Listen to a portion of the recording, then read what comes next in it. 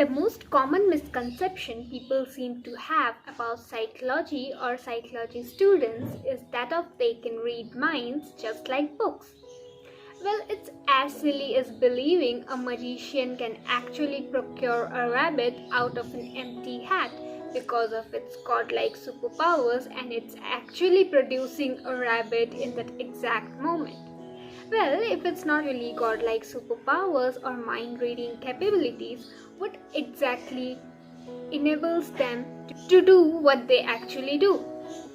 In case of psychology students, what they end up studying throughout their course of studies that makes them able to predict one's thoughts to make it seem like they're reading minds. Let's find out. I am Apurva and I welcome you all to Simply Normal, Life, Psychology and Books.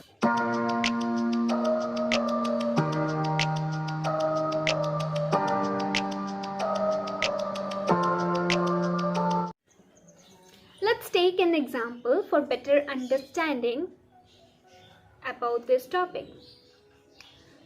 A doctor prescribing a drug was once a med student. That is, he attended a medical school. So what he actually studied in the first year of medical school is not how to prescribe drugs or perform a typical very complicated operation. Instead, he ended up studying anatomy, physiology and biochemistry in its first year of med school that are very basics of human body. Similarly, a psychology student doesn't read about disorders and how to read minds or predict thoughts or even help people solve their mental health issues in the very first year of its course. So what we actually study in our courses throughout the graduation years or even further. Let's find out. Let's get to know them. As a first year psychology student, last year I studied very basic subjects, or to be more specific, building blocks of psychology. I had 8 subjects, out of which 4 were core subjects, that is completely related to psychology, and the other 4 were extra subjects based on my own choices like English or tourism or even gender differentiation. Whatever it may be, it differs based on our choices. Just the 4 core subjects I studied in first year were Introduction to Psychology, Biopsychology, Statistical Research and individual differences. These were the building blocks on which the building of my psychological knowledge is to be built.